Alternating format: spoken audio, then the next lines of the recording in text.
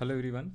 इस वीडियो से हम लोग स्टैट्स का चैप्टर नंबर 1 और you can also say measures of central tendency वाला चैप्टर्स हम लोग स्टार्ट कर रहे हैं। तो मेजर्स ऑफ सेंट्रल टेंडेंसी वाला चैप्टर कंप्लीट होने के बाद इसके आगे के जो चैप्टर्स है correlation, regression, differentiation, index number, वो सारे चैप्टर्स हम लोग क्या करेंगे, सीरियल वाइज ही करेंगे। तो आइए स्टार्ट करते हैं measures of central tendency. Measures of central tendency का मतलब क्या होता है, तो सिंपल बता दूं, a single value that is use to represent the entire set of data. जितने भी डेटा होते हैं, एग्जांपल के तौर पे सपोज ये सीरीज़ है, ठीक है, कोई सा भी सीरीज़ है, सेट ऑफ डेटा है, तो उस डेटा को कोई एक सिंगल वैल्यू, सपोज अगर हम मीन निकाल लेते हैं या फिर मीडियन निकाल लेते हैं या फिर मोड निकाल लेते हैं, तो जो इसकी एक वैल्यू आती है ये बेसिकली इस सभी वैल्यू को रिप्रेजेंट करता है। सपोज मीन निकाला तो एवरेज मीन या अर्थमेटिक मीन, तो जो मीन निकाला है वो इस सभी नंबर्स को रिप्रेजेंट करता है। तो बेसिकली सेंट्रल टेंडेंसी का मतलब यही होता है, it is a single value that use to represent an entire set of data. Measures of central tendency को हम लोग एवरेज भी कहते हैं। अब मेजर्स ऑफ सेंट्रल टेंडेंसी के अंदर हम लोगों को टोटल 3 टॉपिक्स पढ़ने होते हैं। सबसे पहले जो है वह है मीन है, सबसे पहला अपना, इसको लिख लो नंबर 1। सेकंड जो होता है मीन होता है, एंड थर्ड जो होता है मोड होता है। और मीडियन एंड मोड जो होता है ना, मीडियन एंड मोड को, इसको हम लोग बेसिकली क्या बोलते हैं, पोजिशनल वैल्यू भी बोलते हैं, और इसे मैथमेटिकल पोजीशन भी बोलते हैं, मैथमेटिकल वैल्यू भी बोलते हैं। तो यहाँ पे लिख लो, इसे क्या बोलते हैं, पोजीशनल एवरेज, और इसे बोलते हैं मैथमेटिकल एवरेज।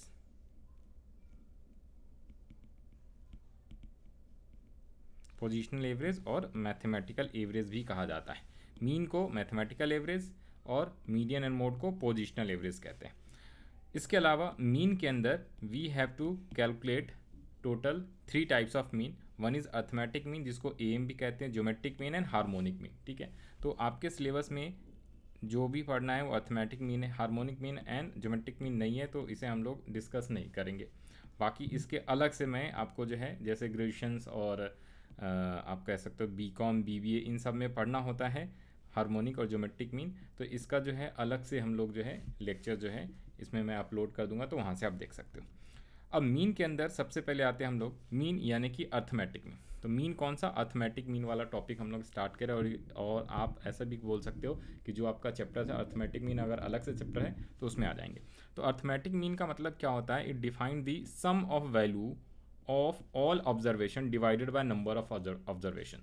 तो मीन को, और you can say arithmetic mean को एक्स बार से डिनोट करते हैं, इसे बोलते हैं एक्स बार, और x bar equals to x1, x2, x3, x4, xn divided by n। तो n डिनोट करता है number of observation, number of observation कितने हैं।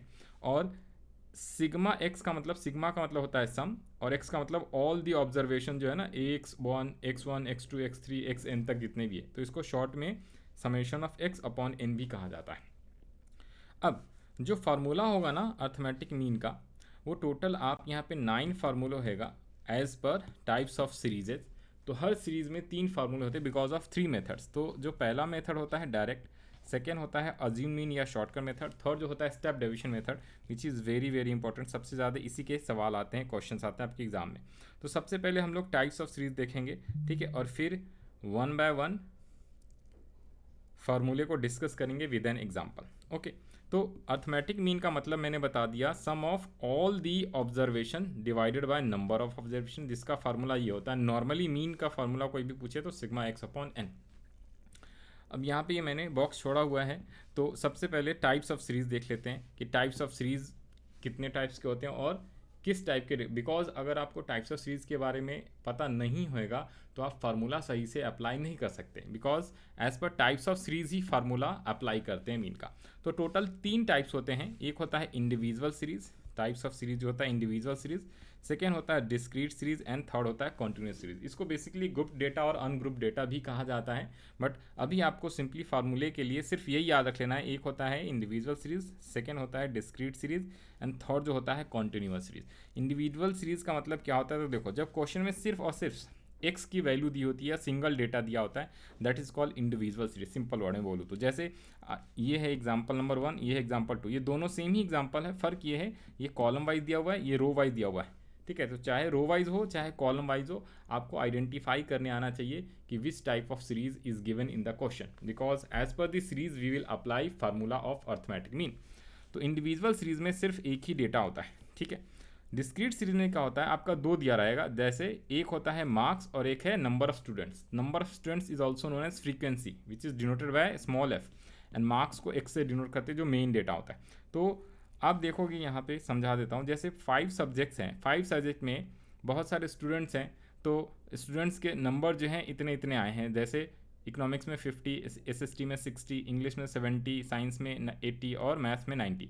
तो ये आपका एक मार्क्स दिया हुआ है, और इसमें आपको बोलेगा एवरेज मार्क्स निकालो या अर्थमेटिक मीन ऑफ मार्क्स निकालो, जो कि एक मार्क्स आ जाएगा, जो कि ये सभी मार्क्स को रिप्रेजेंट कर देगा। ऑन एन एवरेज कितने मार्क्स आए हैं किसी बच्चे के, पाँचों स्टूडेंट्स को जो रिप्रेजेंट करेगा। जब डिस्क्रीट सीरीज में बोलें तो भाई यही सेम मार्क्स दिया हुआ है, बट यहाँ पे नंबर ऑफ स्टूडेंट्स भी दिए हुए हैं कि भाई कितने स्टूडेंट्स के कितने, जैसे 50 नंबर क्लास के अंदर टोटल स्टूडेंट्स कितने हैं, उसमें से 6 स्टूडेंट्स, जैसे टोटल स्टूडेंट्स अगर आप इसको टोटल करोगे तो ये आपका टोटल स्टूडेंट्स को रिप्रेजेंट करता है। 6 to 8, 8 और 16, 16 और 5 जो हो जाते हैं 21, और ये 30 स्टूडेंट्स है। 30 स्टूडेंट्स में 6 स्टूडेंट्स के 50 मार्क्स आए हैं, 60 मार्क्स जो है सिर्फ 2 स्टूडेंट्स के आए हैं, 70 मार्क्स जो है किसी ये एक ही सब्जेक्ट का दिया हुआ है सपोज, ठीक है। कोई इधर पे अलग अलग सब्जेक्ट था, ये मान लो कोई एक सब्जेक्ट है, मान लो इंग्लिश है, इंग्लिश में 50 नंबर वाले 6 स्टूडेंट्स है, 60 नंबर वाले 2 स्टूडेंट्स है, 70 मार्क्स लाने वाले 5 स्टूडेंट्स है, 80 मार्क्स जिसके आए हैं वो 9 स्टूडेंट्स है, और 90 मार्क्स वाले 8 स्टूडेंट्स है। तो टोटल आपका नंबर स्टूडेंट्स कितने हो गए, 30। सेम इसको जो है रो वाइज यहाँ पे क्वेश्चन बनाया हुआ है, तो कॉलम वाइज हो रो वाइज हो एक ही बात होती है, आपको आइडेंटिफाई करने आना चाहिए। ये इंडिविजुअल सीरीज है और ये आपका डिस्क्रीट सीरीज। और थर्ड जो मोस्ट इंपॉर्टेंट है, ये बड़ा आसान है, कंटिन्यूस सीरीज को पहचानना बहुत आसान होता है, जिसमें 0 to 10, 10 to क्लास इंटरवल जिसे आप बोलते हैं, इसे एक्स भी बोल सकते हैं, और क्लास इंटरवल करके आपको दिया रहता है एग्जाम में और क्वेश्चन में। तो क्लास इंटरवल 0 to 10, 10, 20, 20, 30।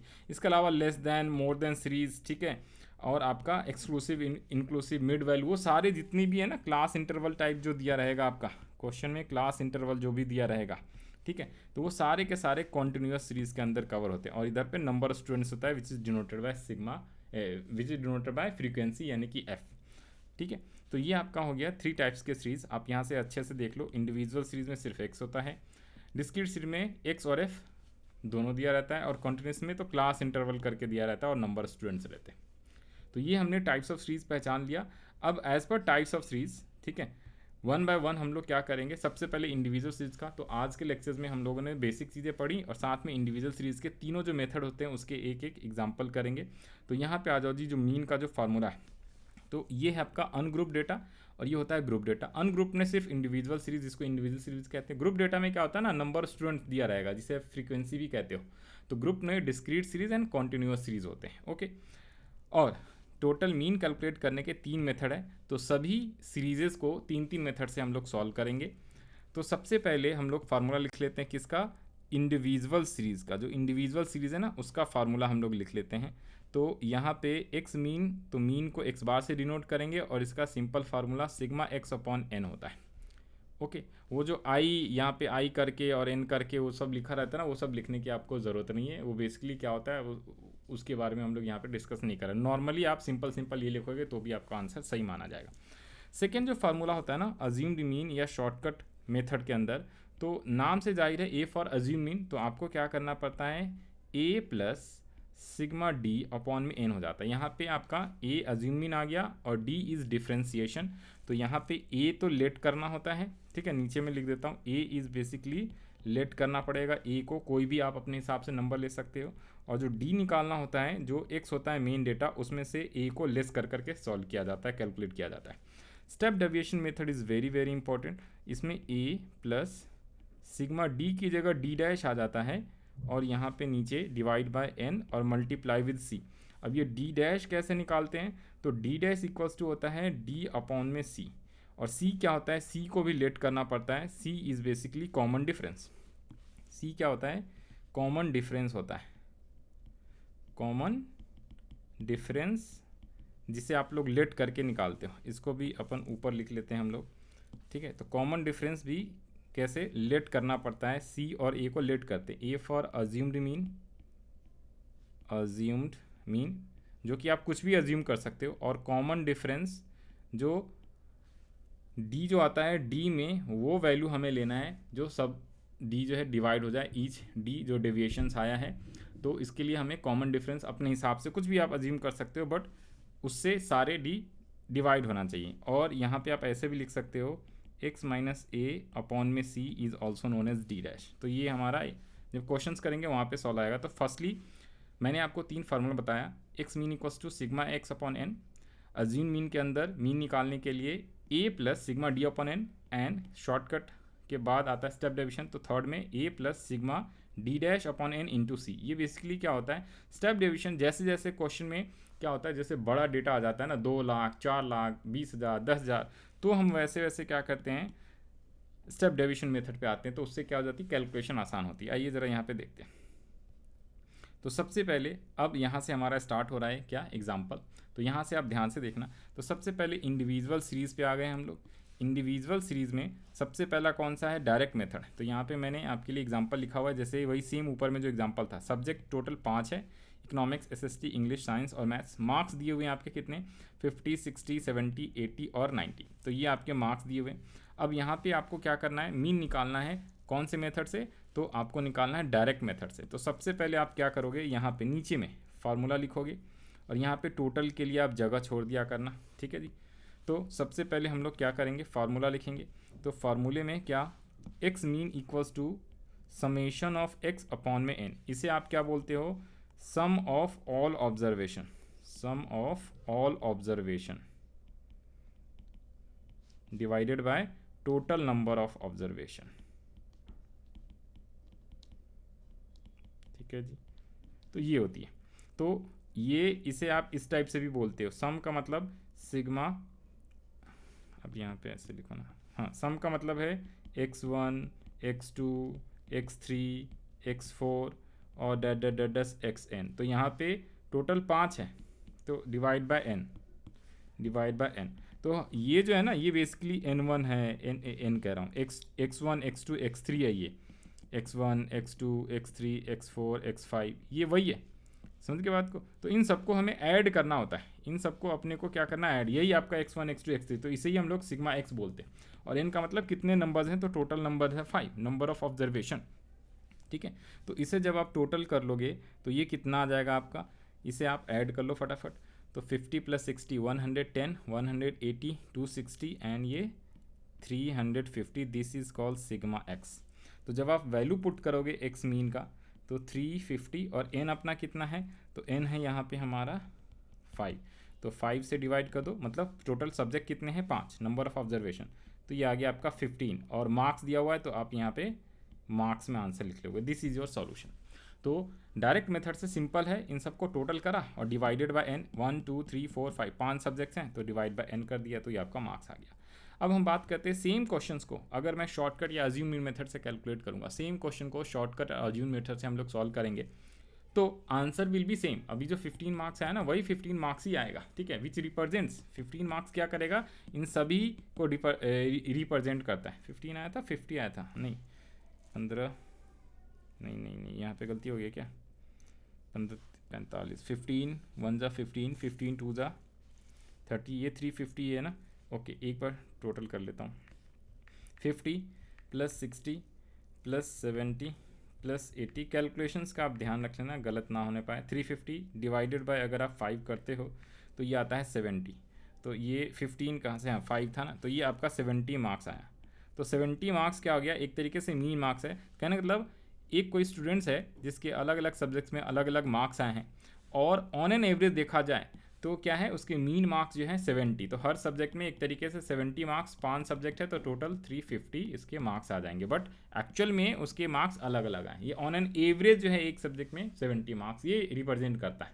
तो this is called measures of central tendency also known as क्या आपका एवरेज, और जिसके अंदर हम लोग अभी मीन कैलकुलेट कर रहे हैं, mean arithmetic mean, okay not harmonic geometric mean.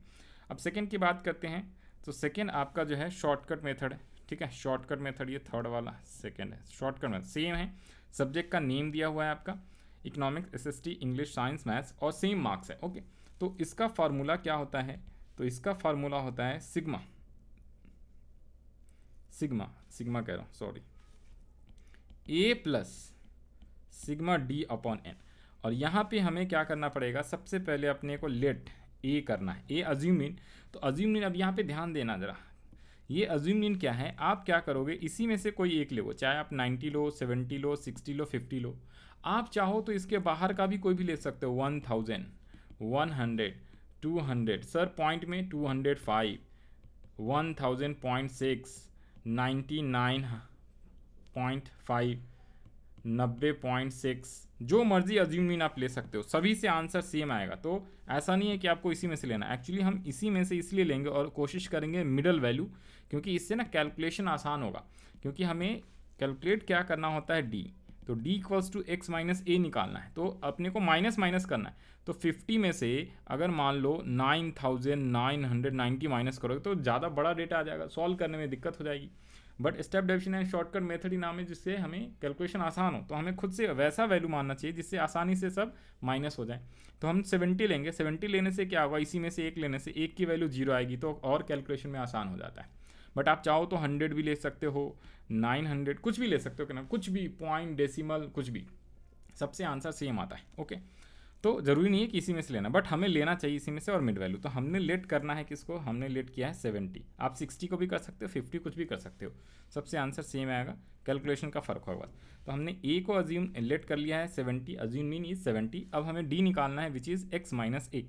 तो एक्स माइनस ए कैसे निकालोगे, आपको क्या करना पड़ेगा, यहाँ पे 50 माइनस 70, तो कितना आया, माइनस का 20, माइनस प्लस ध्यान रख लेना है।